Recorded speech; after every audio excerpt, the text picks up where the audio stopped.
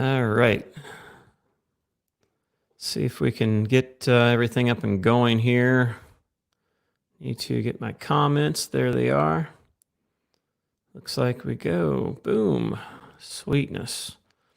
All right, guys. I want to welcome everyone here tonight. Appreciate you coming on with me. Basically, just kind of a question and answer thing, and just kind of get to know the YouTube creators out there. As I mentioned, I'm going to bring on Refrigeration Rookie. So without further ado, we'll go ahead and add him to the stream. And there he is. Hey, Rookie, are you there? Oh, good. Now, audio again. It was working a second ago. This seems to be... I don't hear shit. Come on. Rookie, can you hear me? You can hear me. Why can't I hear you? That would be great. Let me see here. I've got that set right. Got the audio. I apologize, guys. Basically, I was in a major hurry to get back home. I was over an hour away, and it was rush, rush, rush. I can't hear anything. I don't know what's the deal here. I should be obviously connected because my mic's coming through. I don't get this. Don't get this at all. We can't hear him either. Take that stupid thing out. There, obviously, these phones aren't worth a crap with headphones. Just unplug it. You there? Try to unplug it. I can't hear a squat. Cannot hear you at all. No. Did you unplug it from your phone? What? All right. He's going to log out and log back in. I apologize, guys. We're kind of starting this off fairly newer, and there's always a little bit of difficulties in the beginning for some reason. We was able to chat just a moment ago, and it worked fine. And as soon as we added him to the stream, it just went blank. I am not very impressed with StreamYard at all. Definitely not worth $25 that they want per month. I definitely am going to have to look into another program, but unfortunately, it's one of the very few that you can bring other guests on and actually bring them on without knowing a lot of technical jargon to use Open Broadcast System OBS. So hopefully he'll click back on here in a second. Basically, just wanted to say hi to everyone. I hope everyone's doing great out there. I am watching our chat here. As always, just do any questions and such in capital letters. We'll get to all those and try to just get to know our creators. Here he comes back on again. Mute mic. Maybe I had his mic mute. I didn't have it muted. Let's bring him on again here. You there, Rookie? Yep. Can you hear me now? Yeah, dude. Now it's working. Sweet. All right. How about the people out there? Hey, Freedom, can you hear Rookie? Go ahead and say some more stuff there. I just want to make sure everyone can hear you okay. Yeah, how's everybody doing tonight? I can't see any chat. Yeah, that's the only thing bad about using a phone is it's so small. It's probably really hard to see it. Can hear him, says what Nilbor says there. Yes, we can hear him. So, yeah. All right, cool. Let's just go ahead and get started. So what you been doing this week, man, with the big Corona week and all that stuff? You guys picking up? Are you busy, not busy, sitting at home? What's going on? To be honest, man, we have not slowed down one bit. To me, it's business as usual. Monday through Friday, on-call weekends, 50, 60, 70 hours a week. So we've slowed down nothing. Just really working. Yeah, just continuously. Yeah, I mean, it's warm there, though. I mean, here it's you've been in the 50s. We just finally hit like 70 today. So down there, I mean, you guys are what temperatures on average right now? We're averaging up around the mid 80s. I don't think we've hit a 90 day yet, but we've been in the mid to high 80s. It's getting warm. Humidity level's pretty high, so it feels a lot more muggy than it actually is. Yeah, I can imagine. You're in Texas, right? Yeah, we're up in the Dallas, Texas area, DFW. Okay, cool.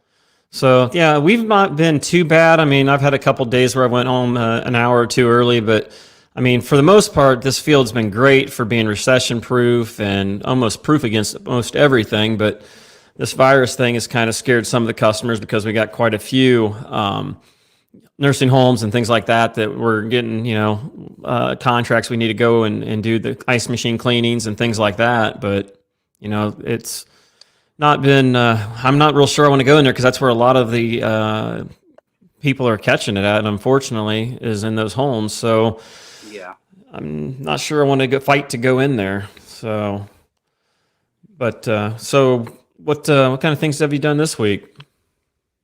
Um, well, just recently, I just released a video not maybe a day or two ago where I was changing out a compressor on a 1994 condensing unit. I I was just assisting. My brother was the original tech on site, but I wanted to actually touch up on that because, while I was doing the video, I was thinking like, man, do I really want to do this video or not? And I've had a few videos where I've actually recorded them. I've gone through the editing process, and at the end of the day, I just didn't like the video, so I just don't upload them. So this one that I uploaded with a compressor was an iffy upload, and sure enough, man, the first comment I pinned it too. The first comment I got was like, "Hey, you need to use a bigger tip on your torches."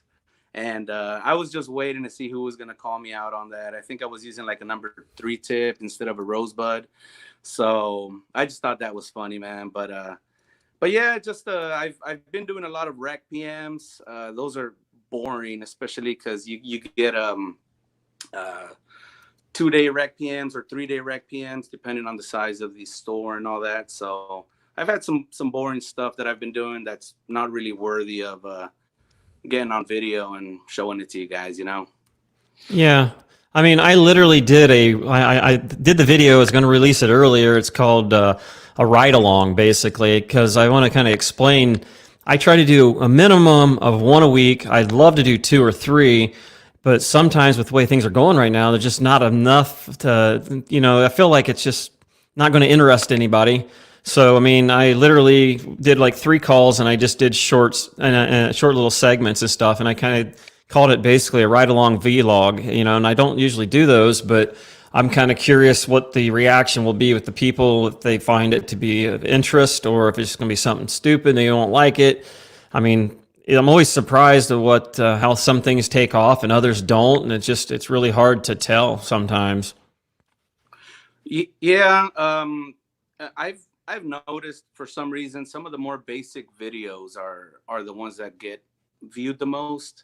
Some basic stuff like maybe a compressor change out or a walk-in cooler, walk-in freezer running warm. Some of my rack videos haven't really done that great, so I try not to post too many rack videos. But then I have a handful of guys that actually say, "Hey, give me some more rack videos." So it's kind of a give and take there, but What happened there? Just all of a sudden, your audio just totally took a dump. You were doing just fine, and all of a sudden, it just went completely dead.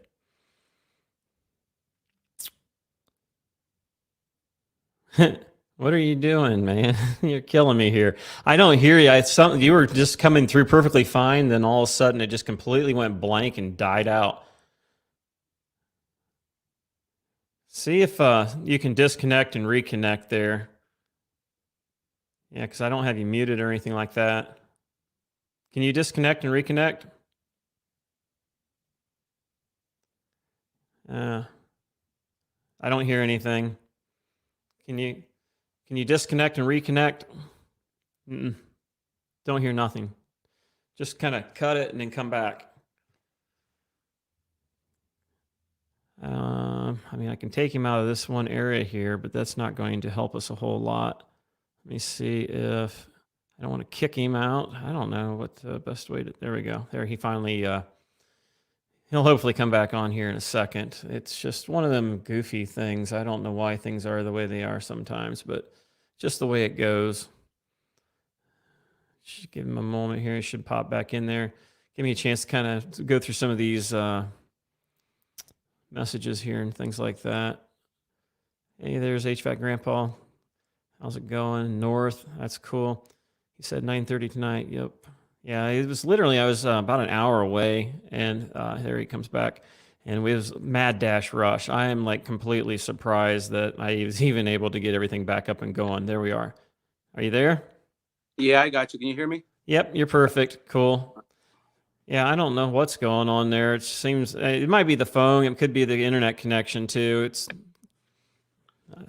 It's pixelated a little bit when we first started, but I think, hopefully it'll stay working for you. If not, and then we lose, you just disconnect, reconnect, and it should work out okay.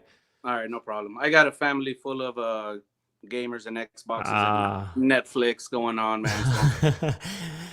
yeah, because I mean, it's funny because that high data rate that they brag about, your upload is what's usually restricted down if you're lucky 10 meg, and that's what's usually kills you. And then as soon as you do a video, man, it all goes downhill in a real quick hurry. Yeah, pretty much. But yeah, you were talking about just things that may be of interest, may not have been of interest. I mean, I did another couple of coil changes, compressor changes. I've already done videos on them.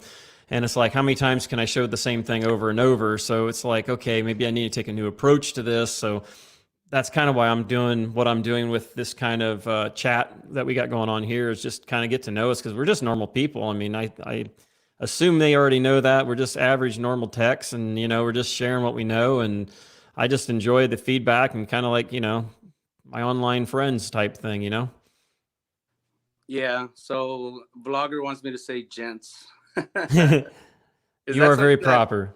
Is that something that not a lot of people say? I'm just used to saying gents, probably from my military days back in the day. So there you go, vlogger, gents. I would say it's just proper, but it's a little old school. But I mean, look how sirs came back as popular as it became, At one time, people were like, oh, don't call me that. And then other times, some like it, some don't, whatever. It's just hit and miss. Yeah. Depends on where you're from, too. I mean, down there, do you guys still call everybody ma'am and stuff like that? I try to, especially because the way I was brought up, my mom always had me call her by the formal, whereas in Spanish it's different, of course, but it was never, it was always like sir, ma'am, or please, and thank you, and pardon me, and all that. So to me, that's just the way I am. Yeah, Mrs. whatever or something. Yeah, exactly. Yeah. My cousin lived down there in Tyler, Texas, and when he came back, some of the teachers thought he was trying to be a smart aleck by saying ma'am and stuff like that, and they didn't realize, they have some manners down there. So, I don't think there's anything wrong with, showing a little extra respect and some manners. I mean, I feel as though it takes you to good places. Yeah. Yeah, it just sounds good. I like my kids, I teach them the same thing. Just please, excuse me, all that good stuff. And we've had compliments from just strangers that come up and say, hey, your kids are very well behaved, and they're very polite and all that good stuff. So it just shows, if you teach them right.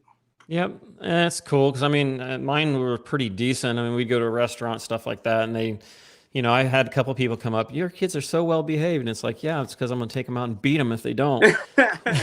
Exactly, man.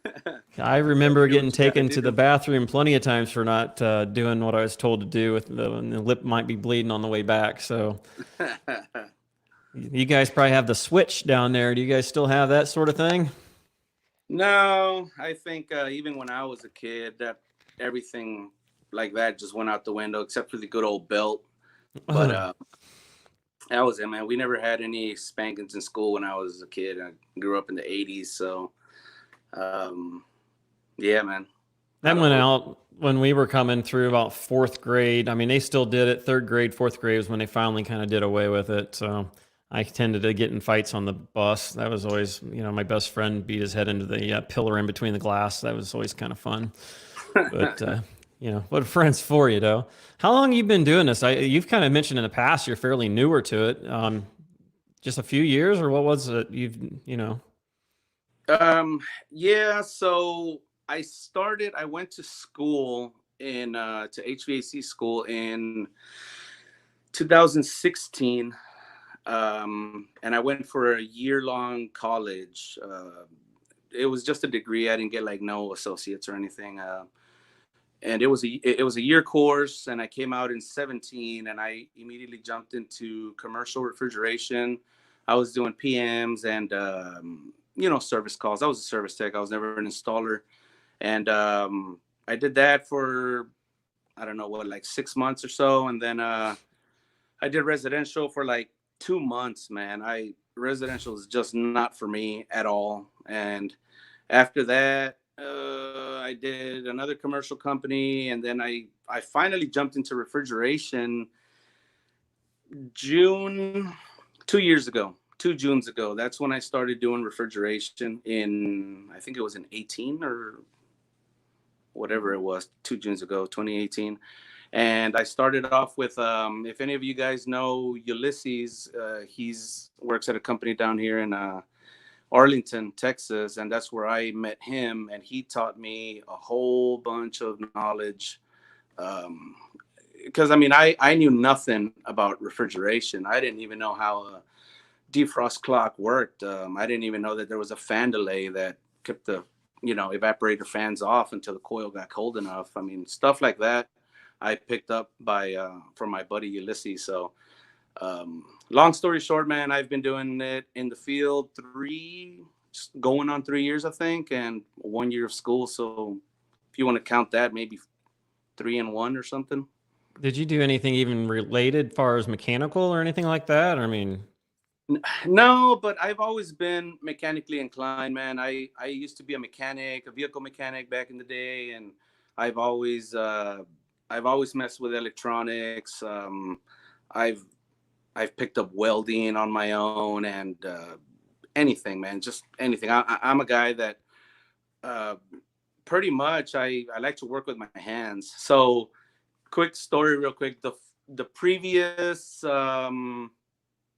I want to say 10 years before I got into HVAC, I was doing nothing but government contract work, kind of like subcontract, armed guard and security and detention officer and all that. And it was boring, man.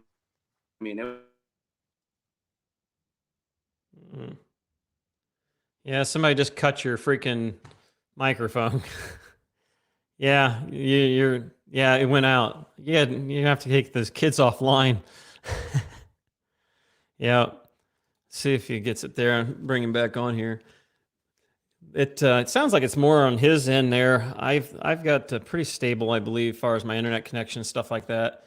And see if he pops in there. You there? Nope. So. Yeah, it's just one of them things. Not everybody's got, laptops and things like that. It just makes it a little easier. And then, it's just one of them things you don't know. I've got video, like I said, I'm going to be releasing probably after I get done here. I just finished it up, and I couldn't get a few last settings done by my phone. You're kind of forced to have to do it with the computer. So I'll probably release that afterwards. And I also got my ladder crane video. I went ahead and reshot that on Friday after work. I completely redid my ladder crane. It's pretty much universal. It can do about 4 different things, and I think you guys will kind of like that. I kind of give off some of the measurements and things. He's there, but he's not got a picture. Here we go. See if you're there. You there? Come on, work.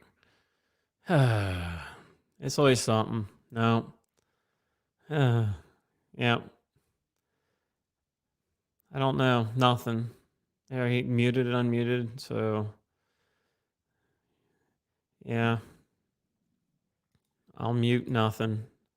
I don't have any options as far as anything I can do. It's something to do with this phone. I ain't sure. It's kind of weird that it would work for a while. But back to my video thing, the ladder crane. I basically used about 3 different versions that I've seen out there. One where I can mount it into the hitch of the vehicle, hook it on an A-frame ladder, a straight ladder, and then a roof hatch ladder. So And then you can also remove it and use it on a trolley system or something like that. You there this time? Come on. Kick your kids off the computer. He needs to tap his phone on the desk. Yeah, here, you gotta just smack it. Boom, boom, boom. Oh God, I don't know what to do here. It's one of them things. Can you? I don't. Anybody out there know, far as like with the StreamYard? I mean, you can't. It's designed for Chrome, but Chrome won't work. It won't find my camera. Won't find my microphone. But yet I go through Mozilla, and it's what I'm having to use now. When I did a live stream with HVAC Overtime, mine didn't want to work until the very end. And it wasn't until Quality told me that he used Mozilla, and then it started to work. And I don't know where they get away with. I don't know. I'm just not real excited with their streaming service. I think it sucks, but I don't really know any other ones where you can bring up to 6 people into the stream. So otherwise, like I said, if it was just going to do a one-person stream, I would be using the OBS. But it's just one of them things where I've heard of Zoom and a few others, and I just hadn't had the opportunity to do it. And I feel as though it's kind of more fun to have people come in and chat with them and stuff, kind of like radio shows do with their guest speakers and things, and just kind of keeps it more interesting than just me going on and on. I mean, we could always talk about some of my latest videos that I released. I've had a few different questions and things on those. Let's see if we can pull up my other thing here. We can go on YouTube, boom, and kind of look at see what. Look at what I actually had. Hey, look at that. I'm live. Go figure. Let's go to my channel and videos. Boom. Go down here and look at it. The drive-in freezer warm. On that one there, yeah. Let me see if he's back yet, because I have not heard him pop in yet. No, he has not. So hopefully it'll pop back in and I'll be able to hear it. Walk-in freezer one, some of the different questions and stuff that I kind of got on it. One of them was talking about my thermometer, whether that Cooper Atkins was accurate enough to do air temperatures versus liquid and solid temperatures. And I've never seen a discrepancy between that and air. I've got high-end thermometers and stuff, and they all come in exactly where that one's at.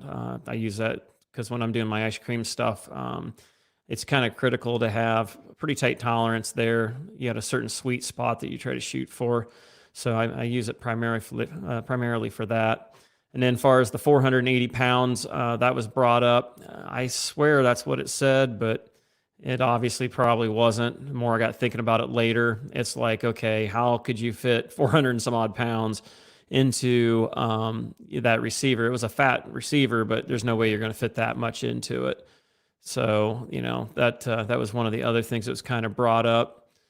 Let's see here. And then the open top cooler had some questions on why did I replace the relay. Actually, no, that was on the compressor change I did on had the ice cream mix in there.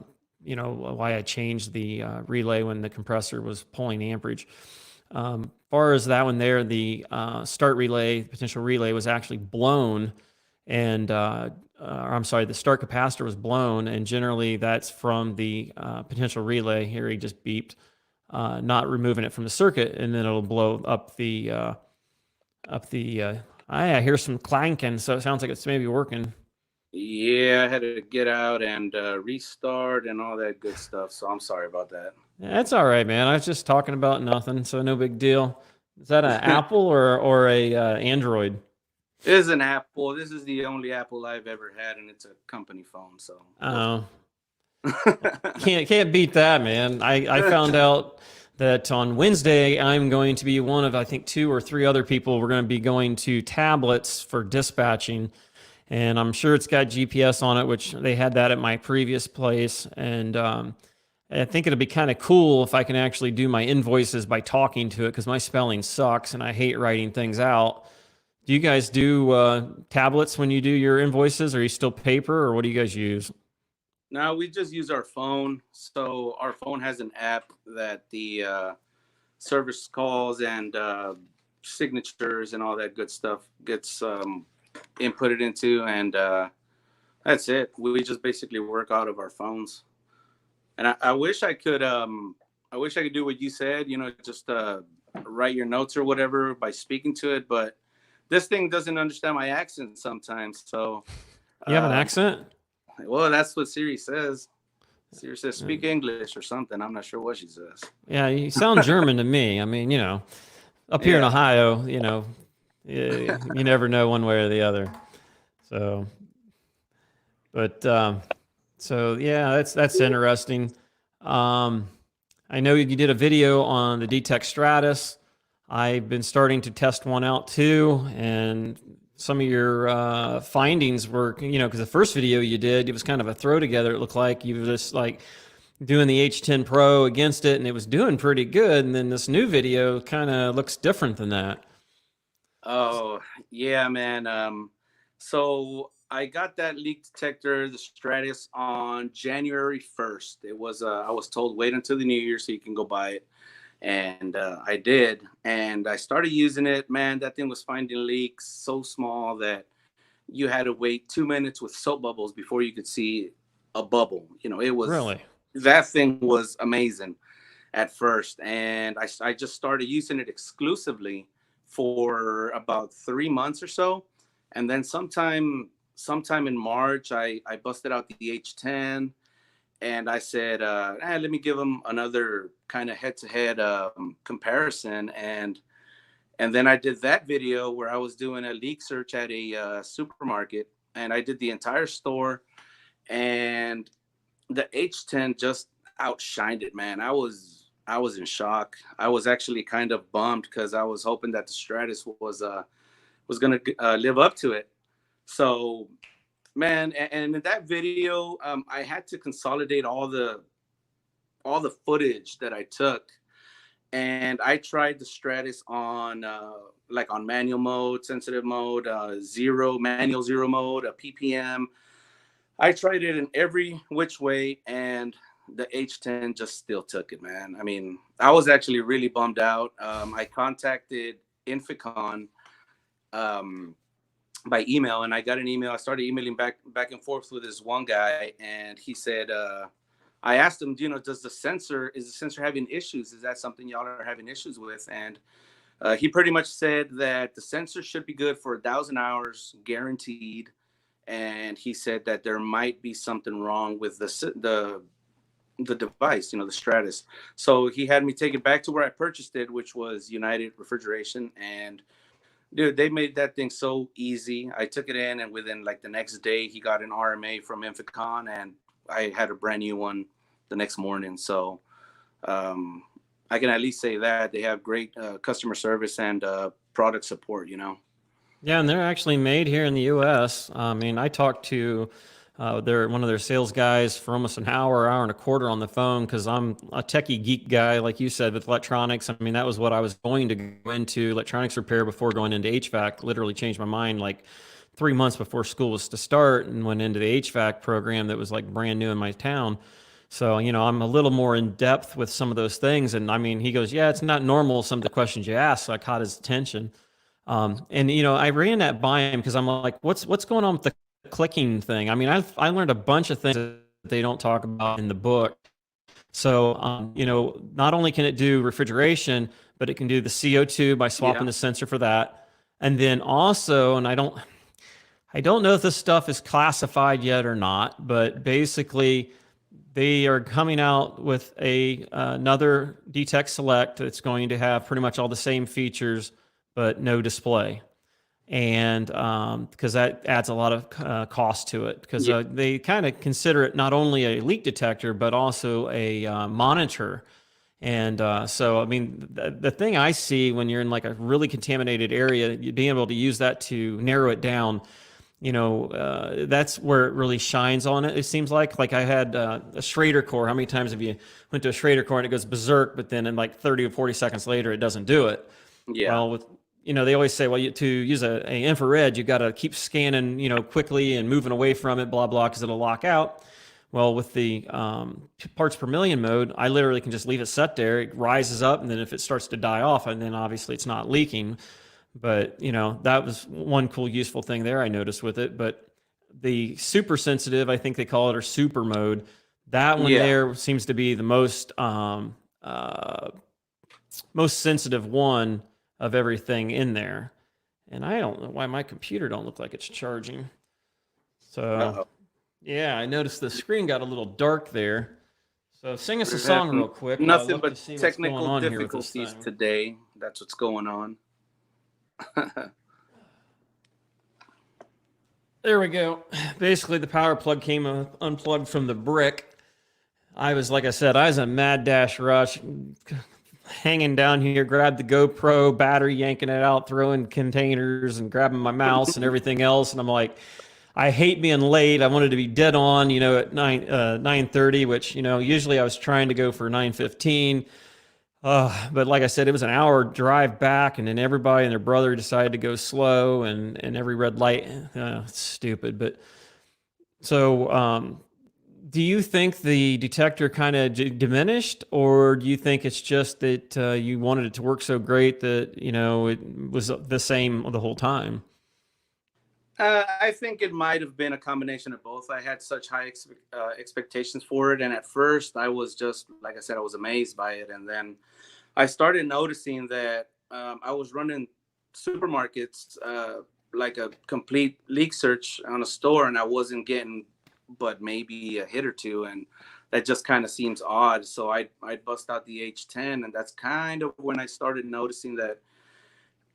I don't know, man. Maybe it's me, maybe it's a user error, but to me personally, it just seemed like it might have been going downhill slowly. And I even posted a picture of it on the supermarket group, and I want to say about 3 or 4 people that were commenting on it as well, and they were saying, "Yeah, mine's only like 4 months old. Mine's 3 months old, and I've noticed it's not the same as it was brand new." So maybe the sensor longevity on this is not going to be excellent, but the detector is a really good tool to have. Like you said, with the ppm readout, you could zero in on the source of the leak, especially in a sometimes in a like a walk-in cooler, walk-in freezer, it's just saturated in there with refrigerants. So the ppm readout is definitely great to have. But as far as maybe sensitivity and initial pickup of the refrigerant, man, I'm just going with the H10 on this one.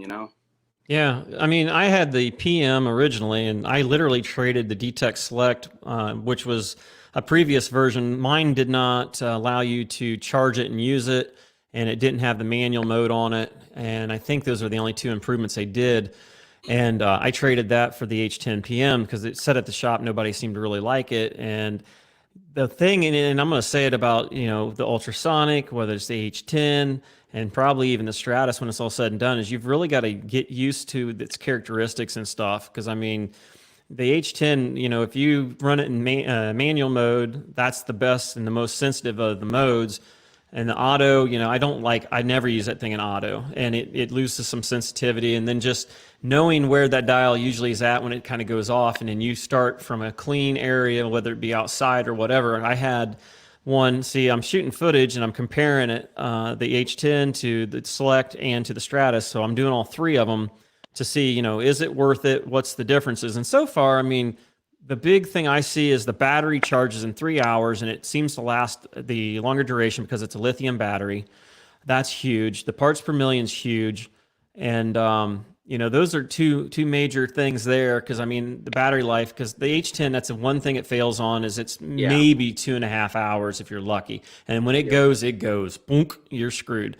And you got to plug it in and use a freaking extension cord or whatever, and that kind of makes it difficult when you're walking around a store. I mean, I used the Select at one grocery store because I'm doing those on overtime on night service. And I got picked up something out in the middle of the walkway area, but then it didn't go off the next time. And it's like I almost didn't want to go get the H10 because I knew it'd probably go wacko, and then I'd probably have to track it down right away. But yeah. Yeah, and with the H10, it looks like you're walking around with a baby in your arms the whole time inside the supermarket. So people are looking at you walking around with a beeping thing, and Yeah. might as well be bottle feeding it. Well, I had that one guy in that one video of mine. He's like, "What is that? Is that a bomb or something?" I'm like, "Yeah, yeah, exactly." So whatever, man. Yeah, bro, But and I'm putting it on YouTube exactly. yeah, I'm recording this. I'm gonna take us all out at once. Here we go. But Jesus. yeah, I don't know. It's been and it's and sometimes you get made fun of. It's like that thing's antiquated. Why you got that? We used to use those long ago, and it's like they haven't changed. It's still the same sensor. They just improved the pump, and and it I don't know. I've had really good luck with it. I think it's been really great, but I don't. It's inconvenient far as it takes the minute and a half for it to warm up, and then it's kind of bulky. Plus, the wand when you have something this long and you can reach in deep in there where you're holding Yeah. onto a pencil. That's one thing. It kind of stinks, and they've got a extension for it, but it's it's kind of floppy like a hose on the end. So, and the neck strap, yeah. I didn't get that with mine. I bought mine used on eBay. It looked like brand new, and I got it for like $200, I think, or 250, I forget. So, I mean, I got a good deal on it, and I can't Yeah, complain. I got mine from here we go once again. I got it from Ulysses. He wasn't using it, and he said, do you want this thing? And I, at that point, the only leak detector I had was the D-Tech, the TechMate, the cheap one. Yeah, And that one's fine for finding the if there is a leak or there isn't a leak, but it's not as R22. It's really good on R22. yeah. I mean, it has its purposes, but when he offered that H10 to me, I was like, hell yeah! So I jumped on it, and Gave I it don't to regret it, you? man. I had it for over a year and a half when I bought it from him. So Oh, okay. You bought it from me. You made it sound like you just gave it to you. I'm like, man, I gotta bring oh him on no, here, make him my friend too. I don't think he loves me that much. Come on. Oh man, it's brotherhood, right? You're both Germans, so Yeah, both German, exactly. Yeah, both. Last Yep. name's Bernstein or something. Duhas. Yeah, There you go. yeah.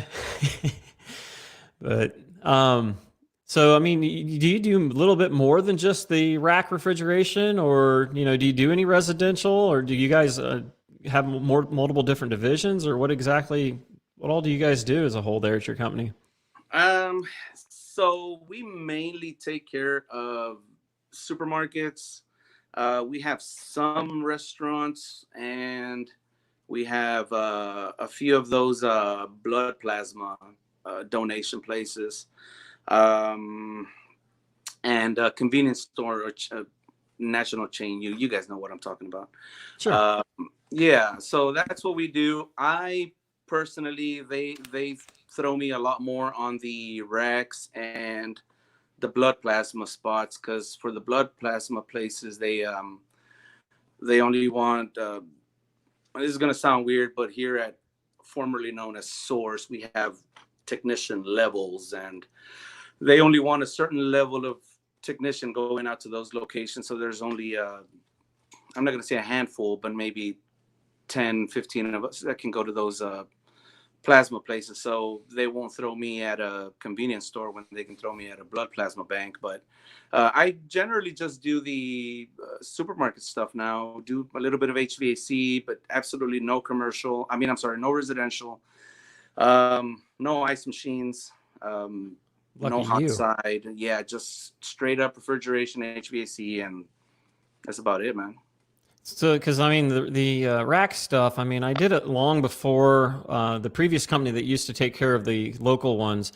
We basically, as where I'm at now, basically took over for where this place I used to work at. So it was nearly 20 years ago, and so I kind of got a ride with a guy, and back then they didn't pay a whole lot, so they could afford to send me out and train me with somebody for a few weeks or whatever, and show me around and what all the different controls are. Because I mean, back pressure. I mean, you never heard that before. It's always been suction pressure, and hot gas bypass and reclaim and all these other different terms you just never heard of before, and then EPR and CPR and all these other valves, and it's like, what the heck's that, And so there's a lot to learn, and it's even now. I mean, I'm going back and I don't know the controller.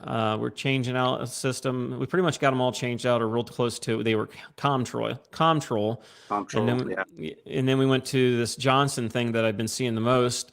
And I can do the remote thing here from my computer, but since I'm kind of new at it, I'm still forced to kind of double check with the guy that has the most experience and see what he thinks. If it's something we can reset, because I mean it's humbling because even though I might be pretty decent at some things, that there I'm not as good at. So I've got to be like the rookie as you would call yourself. I mean, it kind of sucks starting all over basically. Yeah. So when I before I came to this company, I was working at the other refrigeration place. I was there for about a year, and that's really where I learned refrigeration, which was time clocks and all that stuff. So when I jumped into supermarkets over here, it was just a completely different animal, man. I mean, I was like, so why does this compressor go off on oil when it's this other compressor doing this or whatever, right? I just had so many questions, and I probably bugged these senior technicians, rec technicians over here enough to where they probably didn't want to answer my phone calls anymore. But a lot of my questions were legitimate questions I mean, I didn't ask some stupid like what's the superheat supposed to be, or my compressor won't turn on, why. It was more of a I remember one question that nobody could answer for some reason, and now it's funny, but I said, hey, when the rack goes into condenser split mode, how long does it take the pump out valve to energize? Is it automatic, or is there a pressure setting, or what is it? And I called like 5 senior techs, and I got 5 different answers, man. Oh, it's immediate. Like, no, there's a pressure setting. No, it's based off of temperature, or no, it's cycles, and nobody could tell me, man. So I had to, every time I would run into one of those problems, I'd come home and I would pick up my source handbook and I would read up on that problem. That's how I learned how to deal with some of these things, because I would come home and it was like an oil fill kicked my ass today, or a oil separator, it just whoops me. So I would come home and read up on them, whether it's coalescing or centrifugal or whatever the case is. But that's the way I approach the change from regular I call it regular refrigeration, which was walk-in coolers, walk-in freezers, ice machines, to supermarket stuff where you're dealing with just this huge system, But once you break it down, man, I mean, it's all the same. And once you've just read it again, and probably read it 3 times before you fully understand it. So, but it was definitely different, man. Not gonna lie. Yeah, I bought the book. Chris, is always talking about refrigeration for HVAC technicians, Yep. air conditioning technicians, and I bought that used, like brand new. Got it for $103, I think, and then I got a digital version of it too. And I've literally because I never read my book when we went to school. I mean, we got this big modern refrigeration book, big old green thing. It was this thick. I almost didn't read anything in there because I learned better by just picking it up and looking at the wiring, looking at how things are laid out, and then just kind of figuring it out. So, some of the things I probably wanted to learn are probably in there, but this book here, the guy is very straight to the point. Here's what we're going to learn. Here's what you're going to know when we get done, and boom. And it's like, they don't show you how to braze and all those sort of things. They assume that you already have all working knowledge of how the system works. And yet they're just going into those oddball components that you won't have in, you're only going to see those things in AC, and here's the refrigeration thing. So, it goes into that sort of detail. And I mean, I see why Chris made such a big deal about it, because he was always talking about the book, by Dick Weir. And it's like, I got to know about this book, because I mean, he always was talking about it, and I can see why. I mean, it has a lot of good information, and it was just revised back in here in 2017. So it's got the current, tools and all that stuff. Whereas my other one, the pictures were all in black and white, and this one here's color. It's like, oh, check that out. It's all fancy. So That valve you were talking about, and the condenser split, are we talking about sending some of the hot gas or the liquid to actually it'd be the hot gas to the condenser and some to like an air coil for heat, or what exactly are you talking about?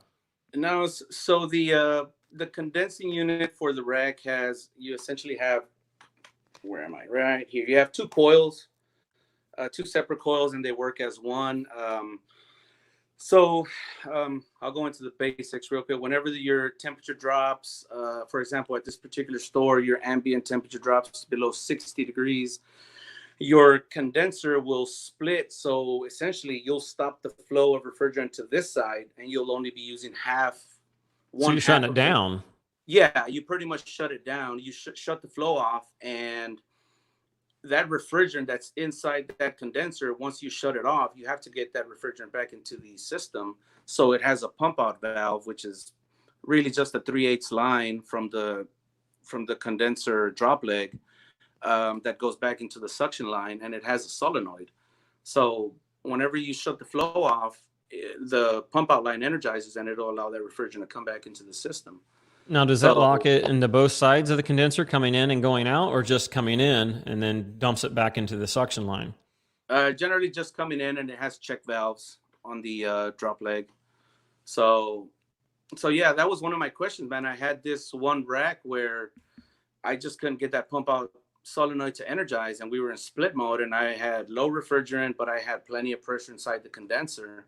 And eventually I ended up having to call our supervisor, trainer. Most of you guys know him. His name's Brett Wetzel. I had to call him, and he had to go out there and, man, followed wires and all this stuff, and it ended up being on some sort of time delay where it would pump out for 2 minutes and not pump out for 3 minutes. It was just so weird, man. That's the only store that I've ever seen that.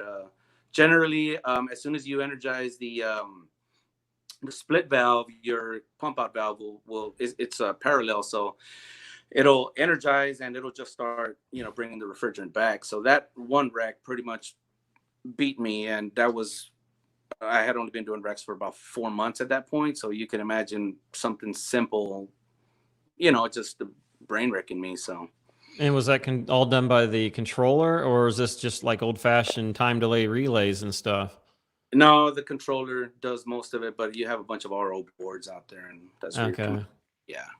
That's interesting. I haven't heard that before. And plus, it's a total different environment too. I mean, we get really cold up here compared to Texas and Oh stuff. So yeah. it's going to be a little different. And most of these stores that I'm working in are ancient. I mean, most of them all were 502 and 12. So they've all been converted to, I think, 507 and 404. Actually, a little bit of mix of both. I think we got 134A in some of them. We got 507 in a lot of them. And that was picked by another company before us, and some other things. But I'm learning mine at after hours when everybody else is gone, when it's no one else, you're on call. So mine's kind of a crappy situation, and I want to learn it. So it's but the situation I'm learning it in isn't ideal, to say the least. But I'll get it eventually. That sounds exactly like some of my first on-call weeks when I was literally new to racks, and I was running on call rack calls, condenser. I have a video on one where a condenser fan motor fell and just murdered that condenser coil, man. I had to shut the rack down and fix it and pull a vacuum. And at that point I had only been doing racks for maybe 4 months, 5 months or so. So you can imagine it's 3 a.m. and I got to call out my team lead because we do teams, on-call teams. So my team has about 6 guys, and we all stay pretty busy during our on-call weekend or on-call day. But yeah, man, I had to get one guy to go get 1,100 pounds of refrigerant, and I had to get my team lead to come out here and coordinate with the store manager and the monitoring company. They were just in my ear all morning, and I couldn't get that condenser coil brazed up because they just kept on bugging me like, hey, when is this going to be up? And I called my team leader and I said, hey, you need to get out here and you need to play, blocker for me, man. I need to concentrate on this job. And So yeah, but I mean, stuff like that, just like you're saying, I've had plenty of questions at 3 in the morning, and you don't want to wake anybody up. And sometimes the guys you're on call with, those questions are still like, oh, that's a little bit above what we know. We have to call Brett, and Brett's great, man. He'll answer the phone anytime, but from my point, I kind of don't want to call him at 3 in the morning. You know what I mean? Yeah. And just like you, man. I mean, you just have to learn it as you go. Really. Yeah. I mean, the one guy we got, he's been with the company like 39 years or whatever. Started, in his teenage years and with the main originator of the company, the boss man. And so, I mean, he's really good. And so he does, the big chillers and centrifugals and things like that we got. And he's actually taken the time to go out with me on some of the like we have a food processing plant, and I'm like, dude, I'll donate my time if you're willing to show me some of the things that I need to look out for, some of the most common things that go wrong. Because I mean, I don't mind giving up some time when it's after my 8 hours is done, but I don't like doing it during the day. So, it's anything you can get out of somebody that, it never fails. I mean, I can call him and ask him something, and I'm sometimes reluctant because then they think you're, don't know what you're doing. But at the same time, I mean, his experience of doing, primarily all he's done is refrigeration his whole life, where I've done, probably 80% residential and 20% commercial, and then probably 4% to 3% of refrigeration. So to where I'm at now, I'm doing refrigeration probably 85% and residential probably about 5, and then commercial, and refrigeration kind of goes hand in hand. So, it's been with the company I'm with, I'm coming up this August will be my 6th year. So I mean, a lot of the things I'm showing is stuff I've learned, in just the last few years, and that's why I'm kind of sharing it because, we can't find people, and that's Yeah. what I told the boss. I said when I'm making these videos, I said we don't have to worry about losing our jobs. We can't even find nobody to freaking hire. I mean, you could pay them $30 an hour and you still can't get nobody. It's like whatever I can do to help maybe get some young guys into the field because, these schools,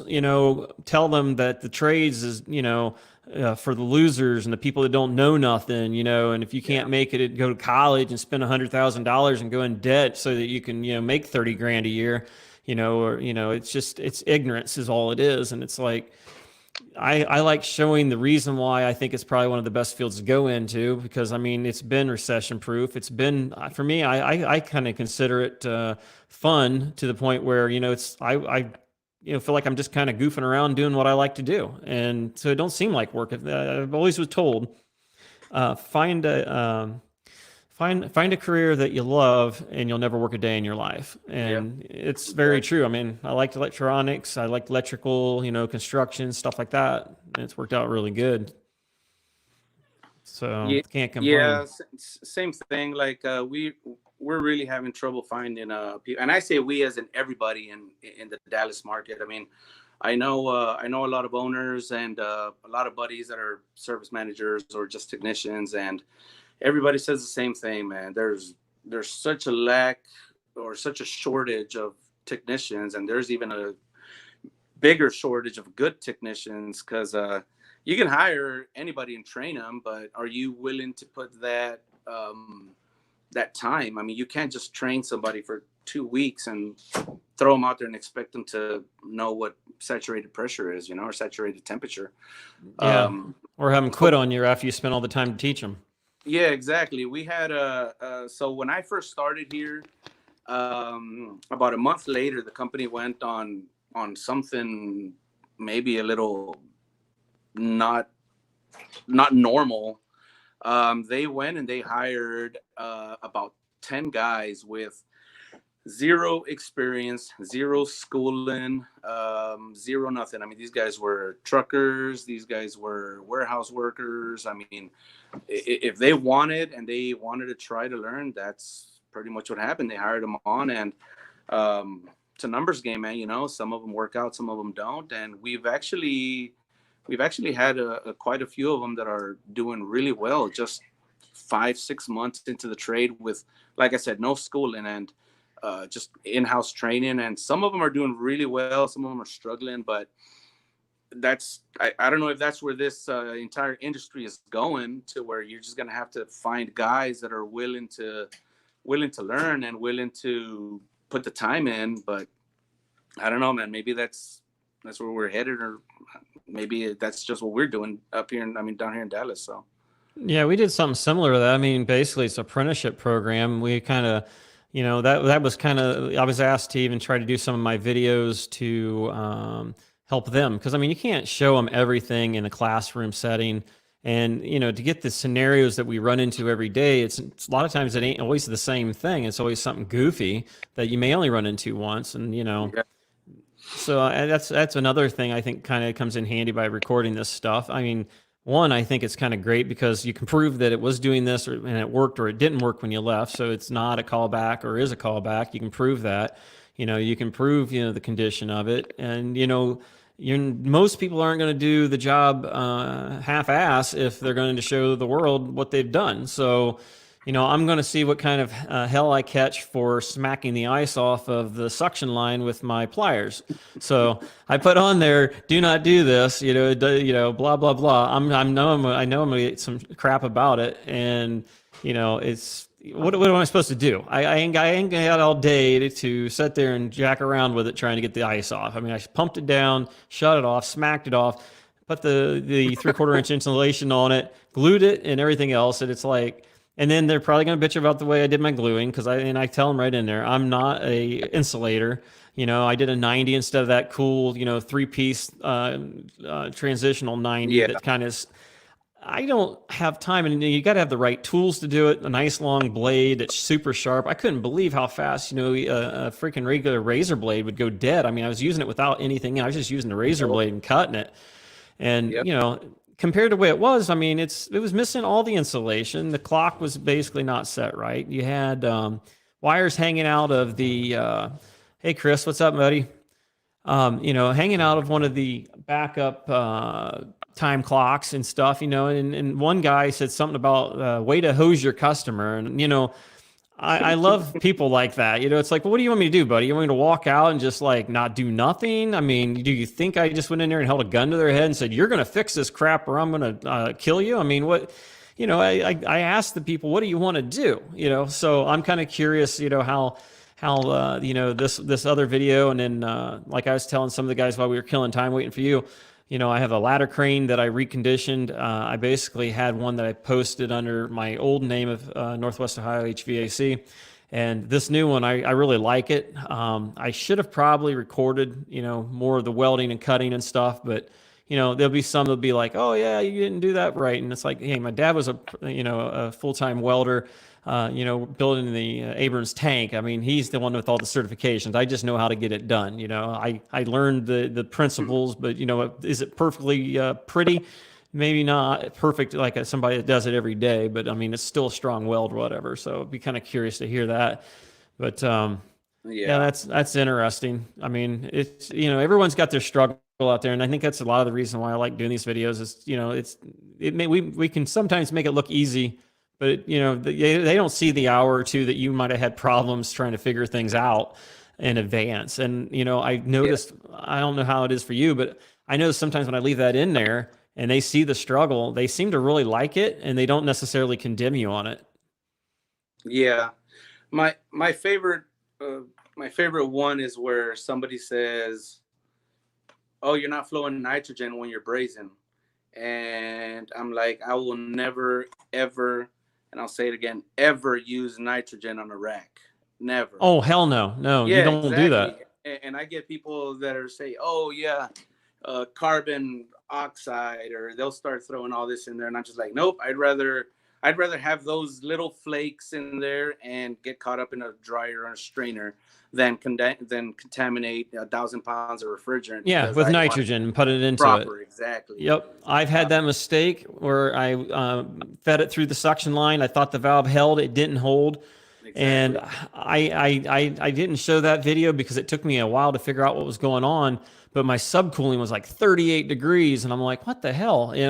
And finally I'm like, oh, I know what happened now. I had a hard time getting it to shut off, and sure as crap, it went right through there. And I said something to the guy that I was mentioning that has all the years of experience. And he's like, why did you do that? It's like, well, obviously I made a stupid mistake that I won't ever do again. I'll use refrigerant before I use nitrogen, to Yep. try to do what I can do. And, there's all kinds of tricks. And even some of the other guys say it too, I don't do it perfect every time. I try to do my best to do it every time right, but there's some times where you can't do it perfect. If I'm unbrazing a compressor, sometimes I won't use nitrogen at that time, but I try to do it when it's time for the capillary tubes or any of the reconnections. There's just different Yeah. times you try to do it perfect. And I had one guy comment, and he said it was on one of my videos where I fixed a leaking hand valve in a walk-in freezer, and somebody said, "Did I hear you right when you said you pulled the vacuum and then pressure tested?" And I said, "Well, yeah, and this is only because the line set from the rack to that freezer was like, I want to say close to 400 feet, and then." So you can pressurize with nitrogen, so that's out of the question. So if I were to pressurize before I pull a vacuum, right, let's just say with refrigerant from the rack, let's just say I let some pressure into the line set and the evaporators, and I have a leak. So what am I going to do with that refrigerant that's inside that line set and inside those evaporators now that I didn't pull a vacuum? Now it's contaminated. So am I going to throw it back in the rack, or am I going to dump it? So that's why I did what I did. I fixed the leak, I brazed, and I just visually inspected my joints. And that's at that point, you just have to trust your work. And then what I did was I pulled a vacuum, and this vacuum actually did go below 500, I think, if I remember correctly. And once that vacuum went down to 500, then I introduced refrigerant back into the line set and the evaporators.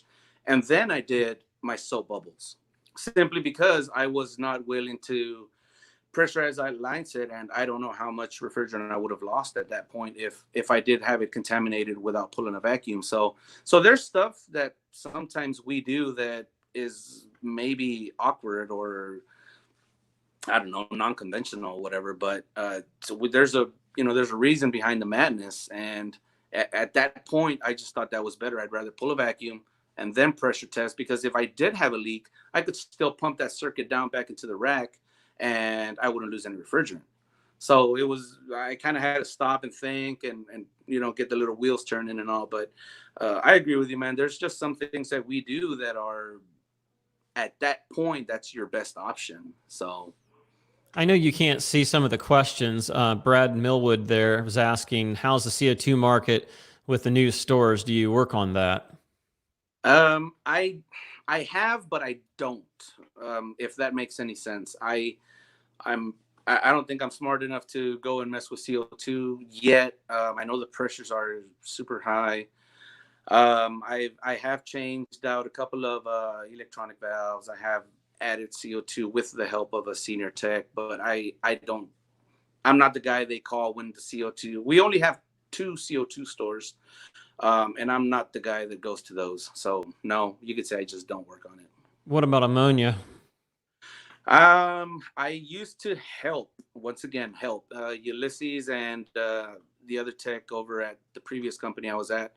I have been hit with ammonia, and Sucks. it's not that great. Yeah, it's not that great, but I don't do that. Nope. And I didn't do it at that company either, but I assisted a lot. So Yeah, because I mean, we've got, and that's what kind of stinks about with my on-call schedule. I mean, or what branch? Because we got a residential branch, a commercial, and it's kind of broke up the plumbers and electricians and all that. And so I got moved on to the true company that I actually have on the side of my van. So I don't do any residential now on call, but I got to do all of the supermarkets, the industrial, and some of that stuff. And I know we got one system out there. It's a monster. I forget. I think it's 3,000 pounds of ammonia. And, to work on that, you got to have, a mask. You got to pass all your tests before you can even wear the mask. And, I've never worked on it ever. So I've only worked on a residential unit that was literally, it was like an absorption system or whatever. They use natural gas to heat the ammonia up to create the flow, and I don't even know how it worked. It was something from the 70s, and we were there to change it out, and we was just venting it, and that was when I found out what real ammonia is like compared to the stuff that's in the bottle. Oh yeah. It's instantly you stop breathing, and it's like whoa, I don't like that. So yeah, I don't want to, yeah. Yeah, it definitely hurts, man. One time, Ulysses and I was helping him on it was a really small system. I don't even know how many pounds of ammonia I took, but it was really, really small. It was it's called the dissociator. I think they just separated the two main components. I forgot what it is in ammonia, but they separated them for something that they would build electronic parts. But anyways, we had that system open to the atmosphere, and I was helping you listen. We were trying to take some pipes off, and when we took that pipe off, which, like I said, was already open to atmosphere, we just took a 90 off. It was like a 2-inch, just regular steel 90. And as soon as we took that off, somehow, I don't know how, but somehow we both got hit with vapor ammonia, just residual vapor, and we both nearly fell off a ladder, and it just wasn't fun, man. And like I said, that thing had already been open to atmosphere for probably the better part of an hour. I think it's heavier than air, isn't it? I think so. Yeah. I think it falls down, kind of Yeah, like propane. That's something I'd have to ask him. He's the one that's done all that stuff. I Because just I help. mean, I think they use that in farming for the crops. I'm pretty sure, and that's how they inject it in the ground. So it's. I remember riding my bike along, and they're sitting there doing planting and they're fertilizing, and I remember one guy saying, "Don't breathe. Let's get past these guys spraying here and stuff." And it's like, huh? It's like, yeah, because you see that stuff. It's some wicked stuff. Yeah, don't want nothing to do with it, but. I mean, it's the future because I mean, the cost of it is so low compared to the refrigerants that are out there, and it's no EPA regulations pretty much on it, so not a big deal there. So on the big stuff, that's where it's going to, just like the Yeah. propane. I think it's actually the most efficient refrigerant as far as BTU absorption per pound. I don't have the numbers on me, um, but I think that's what Ulysses and I were talking about one time. It's just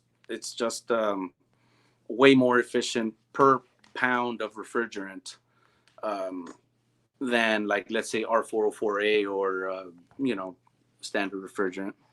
Yeah, I've heard something similar to that. I don't know all that either because, like I said, I don't work on it.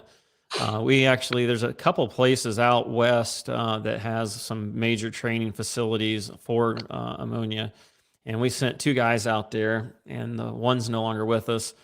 But you go to the class, and I think it was either 3 days or a week and a half class. I mean, it was like cram it in type city. But then if you're not going to work on it every day, you're going to forget it. I mean, that's what sucks. Yeah. So if you're not going to stay on it, and this plant has their own maintenance guys that's going to do the basic stuff. So they're not going to call for every dumb little thing. So you're not going to see it as often, especially with it all being brand new. So yeah, what are you going to do? Yeah. I don't think I'd want to go to ammonia training, or I don't think I'd want to go back to or even get into ammonia exclusively. I might want to help on it or maybe learn a little bit from it, but I just would not want to do that, full time. So I think I'll stick with the rack. Yeah, the rack thing, I kind of like that. But I mean, like I said, most of the grocery stores that we got it on, I mean, they're so old. And, and I said something to that senior tech guy I was telling you about, I'm like, hey, I bought this book, I'm trying to show him that I'm trying to learn and show effort to, get ahead. My goal is to try to be the top guy there. That's what I work towards. But, if you're not working on it, it's going to be really hard to get there. Yeah. Yeah, I agree. And I'm the same way, man. I don't like not knowing. And when I find myself out in the field, like I said before, at 2 a.m. and I can't figure something out, I absolutely hate it, because now you have to bother somebody especially if they're not on call and they're the only ones that can really help you. I mean, so that's why whenever I got into a problem that I just couldn't figure out, you have to go home and read it that day. And that's what I tell all of the new guys, especially a lot of the new guys on my team that I'm like, what was your superheat? You know, and they're like, oh, well, I didn't take the superheat reading or whatever the case is. It's like, dude, go home tonight and read up on superheat and just tell me why your superheat was so high. That's all I want to know. Like, if you can go home and figure that out by reading a book, you know, you can figure out anything on a system with. So I love superheat, man. Superheat's probably the biggest factor that'll tell you just about anything you need to know about a system. Yeah, I mean, it definitely tells you whether you're going to lose it. That's another question I get all the time. They see the ice coming back on the freezer, on the compressor. Yeah. Oh, it's flooding back. It's like, no, what's the dew point? You know, what's the humidity level? What's the outdoor temperature? You know, I used to think that too until I would go and check it. And it's like, hell, the superheat's maybe 35 or 40. And it's like, how is this the case? Had one guy here, OMF, asking how old you are. I don't know if he's asking me or you or what, but I will be 45 here in May. We're in May. I'll be 17 next month. Yeah, yeah. I hear you. No, I'm 38. I'll be 39 in October. Yeah. So my birthday's May 21st. If you guys want to get me something really nice, you know. Let's just send it on over. It's all good. All right, just make sure you send me your address, man. I'll send you something. Yeah, that'd be great. Yeah, an old crankshaft or something. Yeah, or be like scroll compressor. I'll even pay for the shipping, man. Come on, man. You're a hell of a guy, man. I'm talking. You could ask for more. Oh, it's all good. You guys got any questions for Rookie here? Because I can refer him on to him because he can't see on the screen. He's got a small screen. He's using the phone. Looks like the chat's been pretty active and stuff, but it doesn't look like there's been a lot of questions directed towards us and stuff. I mean, we've hit, I think, almost 100 people at one time. We're at 90 even right now, which is cool. If you guys would, give it a thumbs up on the video. I'd appreciate that. It supposedly helps build the rankings and stuff with YouTube. You know, I'd appreciate it. That'd be great. It'd just take a second to do. But so what's your goals with your channel? Do you got anything you'd like to accomplish with it or anything like that? Man, you know, I actually did want to touch on that tonight. So when I first started the channel last year, I wasn't sure I was going to start one just because I didn't know how I was going to react to myself being out there. You know, you put your stuff out there and people will comment. You'll have good comments, bad comments. But my buddy, of course, once again, Ulysses, dude, I talk about that dude all day. So he said, hey, man, well, you should make a channel, you know, because I was posting little video clips here and there on Facebook and on some of the groups back when I was actually in the, what's that one group? The HVAC technicians group on Facebook. Yeah, I think so. Yeah, I got banned from that book and from that group. I'm sorry, and I got banned from HVAC Pro Talk as well. Really? Why? We'll get into that in a minute. Okay. So I would always post, you know, small clips like, oh, you know, this compressor or this evaporator or whatever. So you listen, say, yeah, man, you should start a channel. So I did, and man, if you guys haven't seen my early videos, don't go back there. Don't do that to me. But I don't know, man. I mean, I never really had a goal. I just kind of liked recording service calls, and because when I started going to school, I was watching NorCal Dave. I was watching this instructor, AC Service Tech. I learned so much from AC Service Tech, man. That guy, I learned more from him than, I'm sorry to say this, but my instructors at school, man. This AC Service Tech just made everything so clear, so visual. And so I was watching him. I was watching, like I said, NorCal. Chris, back when he had like 3,000 subscribers or whatever. I remember that. Yeah. That was like 2-3 weeks ago. And then all of a sudden now he's heading for 100,000 before you know it.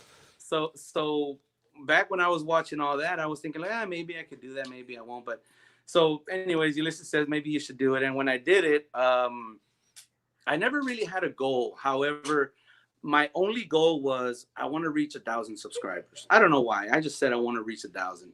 You know how long it took me to get to 1,000 subscribers, man?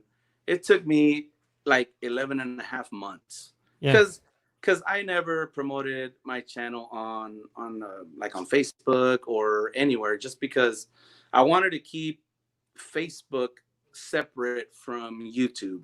I don't want to accept like people sending me friends requests or whatever on my personal page.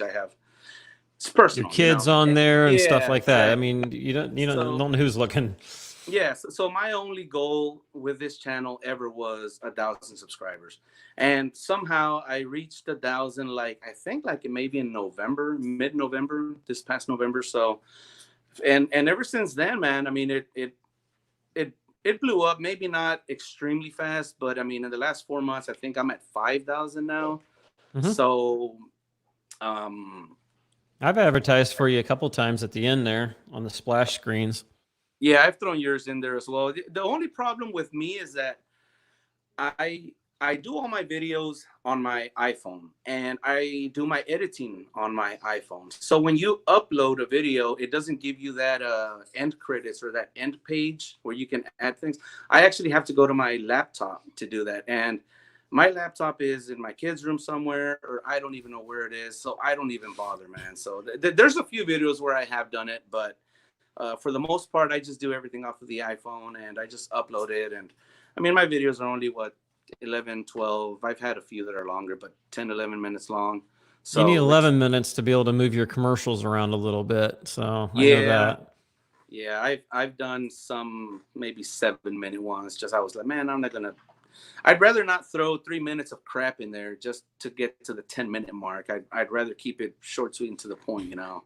So yeah, I don't know how you guys do it on your phones, because I mean, I have the gift of gab, so I don't know if I'm just saying a lot of things I don't need to say, but I will sit there and say the wrong part. I'll be looking like in the one video, see if they catch it or not. I meant to call the thermistor sensor, I think I called it a barrel. You know, it's just like I sometimes call the part the wrong thing, and I don't even realize it because I'm just talking and not thinking about what I'm going to say. And, you know, it's just, you know, I make some dumb mistakes like that, and I thought about doing a bloopers reel. Because, I mean, you know, you start putting the words backwards and out of place, and it's like, and I'm kind of like, start over. So I'm telling myself so that I know to start my cut here. Because, I mean, I'm sitting there splitting words because, you know, I on the one I said this is a refractometer, and I called the mix solution instead of, you know, mix. And it just, it just like, but, you know, most people don't usually make too big of a deal about it. It depends, I guess. We're not perfect. I mean, you know. We're not charging anything for these videos. So, you know, and we're not making any real good money. I mean, you don't get that until you get up to Chris status, you know. I think he's up to like $5 or $10 a month or something now. So, yeah, you make the real money when you're like, my wife watches all this makeup tutorial stuff, and these people have got 10 million people. You know, and it's like, holy crap, this guy's building a brand new house in Vegas. And it's like, I'm like thrilled when I get a check for $80. You know, it's like, oh yeah, you know, woohoo. So, you know, never mind. It took me 3 hours or 4 hours to cut all the garbage out of that and to produce it and to upload it and wait for it because it never goes quickly and all the other crap that goes along with it. But yeah, continue on. One thing I've actually liked about some of your videos that I've seen is that a voiceover you're doing over? Yeah, so I actually like that because I've had many comments where somebody says, "Oh, that rack room's super loud and we can't hear you."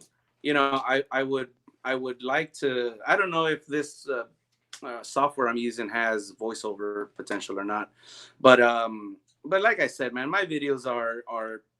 I try to keep them raw, but I do take some stuff out. So I don't go too crazy with the editing. My editing usually takes me about maybe 20 minutes or 30 minutes. And all I'm doing is putting clips, you know, a clip here, and shortening. And that's all I do to edit. So, and then what happens is once I finish editing the video and I upload it, I take it out of my iPhone, I put it in a hard drive, and then I erase all of the footage I took for that particular call. So I don't have any extra footage of any video that I've taken before. So maybe I'm not doing it right. Maybe I should just save it on and do, like you said, a bloopers reel or something. Maybe that would be fun. Or just get a small laptop. I mean, you can pick some up for on shop, dollars. And like I've got one here. Mine's an i7 8th gen. It's got a GeForce GTX card in it. It's got 16 gig of RAM, and it still takes forever with my editing process when you process it, because I mean, all those little transitions and all that goofy stuff, man, it still don't, it takes forever. I can only imagine with your program being all online how that even works out. But and you can come back in and re-download them again. It'll be an MP4 format, and you could edit it around a little bit. So I mean, it's not a humongo deal if you lost it. Yeah. One of the guys, Alex Pappas, asked, "How old were you guys when you got in the field?" I was 19 when I started, and that was in 1995. You're a young buck, man. I was 34, 35, I think 34. Something like I that, just man. graduated and went right into school that summer. I mean, it was that fall that we started. So I was supposed to go to DeVry down in Columbus, Ohio, and basically ended up going into the HVAC thing. I mean, it's like, what the hell is HVAC? So if it wasn't for my dad building so many houses and knowing the sales guy, the sales guy was the one that actually said something about the class, and that's how I ended up going and checking it out. They're like, "Oh, there's electronics in this." And yeah, there is. And they're like, "This is one of the most in demand fields, blah, blah, blah." And it's like, okay. And it was cheaper too, and faster to get in and get out. So, I mean, it was a good decision. I definitely say it was a good decision. I wish I would have joined a lot earlier, but because my brother's been doing this for 22 years now, I think, and he's really smart. Actually, in my last video, he's the one I'm working with, and I learned a lot from him. But 20 years ago, he told me, stop what you're doing and go to HVAC school. And I always told him the same thing. I told him, I do not want to be working in hot attics. That's the only thing I would ever tell him. I don't want to be in hot attics all day. And 20 years later, what am I doing? I'm not in a hot attic, but I'm on a hot rooftop or in a hot machine room. I ended up here anyway. So, but I do kind of wish I would have done it earlier. However, maybe my level of maturity now is why I've been able to be successful. Maybe. I mean, I don't know how many of you guys out there with 3 years are doing racks now. I mean, I'm not putting anybody down, but I'm just saying a lot of guys. I've always heard do 2 years residential and then you can jump into commercial, and then if you want to do refrigeration after that, there's kind of going into this ladder of 5-6 years before you can do refrigeration. So I don't know, man. I just knew that when I came in, I wanted to do commercial, and I was very iffy if I wanted to do refrigeration because I would see Alex. Alex is another one. HVAC Life with Alex or something like that. Yeah, I love all his videos, man. But whenever I would see him running on call and I would always think, man, I'm just not gonna have a life, and I have a wife and kids and all, that I have to support, and I'm just not gonna be out there every night. So, I mean, it took me a little bit to really get into refrigeration, but maybe me coming in late to the game, I had a more level head and was able to really absorb this in instead of doing it at 19. Yeah. Yeah, because I mean, I started out in residential, and I started out in install as a helper, and I was a helper for at least 2 months. So I learned how to make plenums and all that, and then eventually I got into service, but I was just doing plan service. We were a Linux dealer, so it was constantly seeing the same furnace over and over. I was doing 6 or 7 plan services a day, and I actually was begging to be on call. It was 2 years before they let me be on call. And then here comes these other guys later on. They throw them right on immediately, and it's like, what in the world? What's the gives here? But that's what made me really good at that stuff, because I seen how that furnace worked over and over and over. And Yeah. that's how you learn, is by doing it over and over. Had one guy, Shannon here, who's asking about how I like my 902 compared to the Amp Probe Nav 52. The Amp Probe Nav 52 actually has better specs than the Fluke 902. Rookie had the 902. He didn't like it. He sold it off. You're kind of paying for the name, but I like, with me doing generators and stuff like that, I liked having DC amperage because I can see the starting amperage of the starter on the generator. And then I also do the frequency and stuff. So once again, the 902 don't have frequency on it. The field piece meters, once again, them aren't, I've played with those on freak drives and they usually choke big time. So, I mean, for me, I know the Fluke's good. I have a Fluke 87.5. I've got the Fluke 362, which is my big dog meter. That thing can do 2,500 amps. It's got the iFlex. It can do frequency through the clamp. I mean, the thing's badass. But as dumb as it sounds, I don't want to like get it dirty. So I'm like leaving it be a toolbox crown of some sort. So, I mean, I use it when I need it. So the 902, I literally picked it up on eBay for $149 and the thing looked brand new. I compared it to all those big dog meters I've got and it worked great. The Fluke 52, he was also asking one of the other guys, Ray, I think it was Ray or one of them asked about that, the 52. I bought that on eBay also. I mean, I look at how the condition is. If the thing has got marks all over it and it's scratched up, they probably didn't take care of it and it's probably been beat to hell. But if the thing don't even have hardly marks on it, chances are the thing's probably in good shape. Then I'll invest into it, and it takes a while of continually watching. The 52 is great. I had to order the rubber case for it, and it's nice. But honestly, my Cooper Atkins, I mean, the Cooper Atkins is a little slow, but the Cooper Atkins is accurate to a 0.3 degrees. So, I mean, and I picked that up on eBay also, and I got that one for like $35. And then the probes, I buy them as a kit, and so temperature probes and stuff like that. I mean, that's how I am on that stuff. So I wanted to nail those couple of questions there on that. But the 902, it's pretty accurate. I can't complain. It only has AC amps. The battery is like a AA or something like that, so it doesn't take nothing for the battery.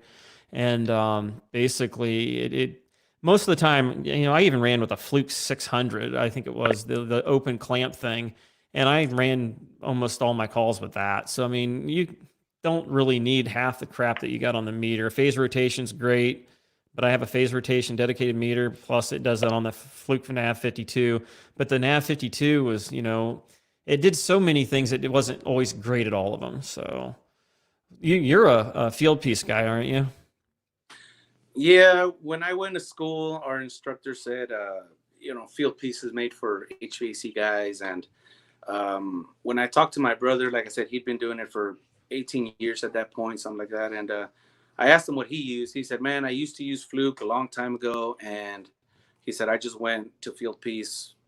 I don't know how long ago, but anyways, he said, I just started using nothing but field piece. So I started using nothing but field piece. I mean, I guess you just kind of go with what you're taught or whatever the case is. But yeah, I did have that 902 for, I want to say almost 30 days. And I just couldn't do it, man. I mean, the field piece has the dual screen or dual readout where you can have amps on the top and then voltage at the bottom. And on the Fluke, you have to change your dial from volts down here to amps all the way on this side. So I don't know, man. I mean, I'm being petty, and I know I am, but I just didn't like it. I sold it to a buddy of mine here in Dallas for exactly what I paid for it. I think I paid like $180 for it. And yeah, you had some tool money, you said in the video. Yeah, it was a total of 180, I think, for it, something like that. But it's 260 or something new, I think. Yeah, somewhere along those lines. But I've just kind of kept with field piece.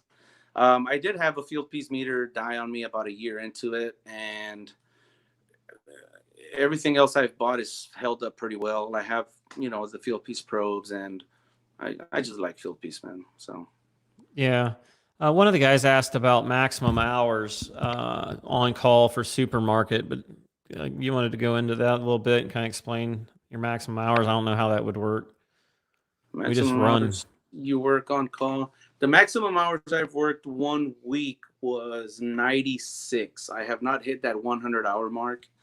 Plenty of the guys that here at the company have hit over 100 hours, 110 hours in a week, which is insane, to be honest. But at that point, you're really just a zombie running around, uh, you know, clicking reset buttons and trying to figure stuff out at 2 in the morning. It really is pretty bad. But for the most part, an average week is anywhere from 50 to 70. So, I mean, if you're lucky, you'll hit as little as 40, which I don't think I've hit 40 in a long time. And yeah, Uncle Sam does take a lot of it. So Yeah. Sterling, he's over in France, if I remember correctly. He asked me, what do I think about buying aftermarket probes? Because the Fluke probes or Cooper are super expensive, but the third party ones, I'm worried about accuracy and reliability. I sold the Hillmores that I had in that one video. They ticked me off in that video where I had the Headmaster bed. I threw them on eBay, sold them for 20 bucks a piece. I think I paid 38 a piece. I bought a Fluke clamp. I got that thing for about $85. It sells new for 180. And I bought a Cooper Atkins clamp that sells normally think for 120 something. I got it for 50 bucks. Those are both delivered prices. So I've got two top end probes there. So yeah, I tried it. Cooper Atkins has never let me down, and they're an American company. I was a little leery about the Fluke clamp that you squeeze, because Fieldpiece used to sell that same one, and somebody obviously is making it for both of them, and then Fieldpiece quit selling it. But I had the cord go bad at the handle, so I kind of like was wanting to stay away from it. But not everything Fluke makes is perfect by any means. So try to go through here. I know we're coming up on we are at an hour and a half now. I don't want to make this thing so drawn out that, you don't get nothing done. Had a couple people talk about Annie. Annie I found on eBay also. I think I got it for 60 bucks. It just, it's cheaper than the hard start kit that I was looking at. It was a manual one, and that thing was, I think it was $200 and some dollars. And it's just ridiculous. So Annie, for the most part, I mean, I ain't got crap in it. If you guys have any other questions for Rookie, throw them in here now real quick. Otherwise, we're going to let him go here. I appreciate you coming on and spending time. Peace. Absolutely. You know everything about him now. So just about, man. I've never been, I haven't felt like this since I had my psych eval at the VA. Jeez. Yeah, there you go. But you still like doing the videos and stuff? You plan on doing them? Keep on going with it? Yeah, I enjoy making them, man. The only thing is trying to find good content. Like I said, man, rack PMs, it's like a 2 to 3 day ordeal, and you can't record anything in those two. I mean, unless I just do a video on, doing an acid test on a rack, which is going to be boring, or this is how we check the DDR valve on a rack, or whatever, and it's. And you're limited on how many people are working on it too. I mean, I've noticed the refrigeration is always lower than my residential or something like that. Yeah, my rack videos don't do as well as a standard walk-in cooler or a compressor change out. That's the stuff that gets the most views, and I try to record as much as I can. But like I said, man, I've recorded a few videos where they just don't make the cut. So I end up just, trashing it all, and just go on, just keep on going until like the last video I uploaded was maybe 2 weeks ago, and then I just uploaded one because I hadn't had anything good to record. So I try not to fill my feed with trash, like if it's something that's going to be boring, why am I going to put you guys through it, and why am I going to take the time when it's just something dumb, Yeah, but I try, man. But yeah. So back to your question, yeah, I like making the videos, and I'll continue making them as long as people continue watching them. Yeah, because I mean that's what makes the difference out there. I had one video that same thing. The footage went to heck. The battery was getting dead on the GoPro. It was snowing. I was changing the bearings on a exhaust hood, which is kind of boring, but you can see how you got the bearings off that were seized. And I ended up taking my grinder and cut vertical with it and got it off. Well, the stupid thing recorded audio, but it didn't record the video section. So it's like, oh, that sucks. I got the most important, coolest part, and it took a crap and it didn't freaking record. And I've had some other issues like that, so I know what that's like. Yeah. If you're ready to hop out of here, I can let you go. Guys, I want to thank Rookie Refrigeration for coming on. If you haven't subscribed to his channel, please check him out, subscribe. If you haven't given us a thumbs up here tonight, I'd appreciate it if you guys would just hit the thumbs button up there when you're going on your way out. I appreciate all my viewers taking the time to watch this. This has been pretty interesting.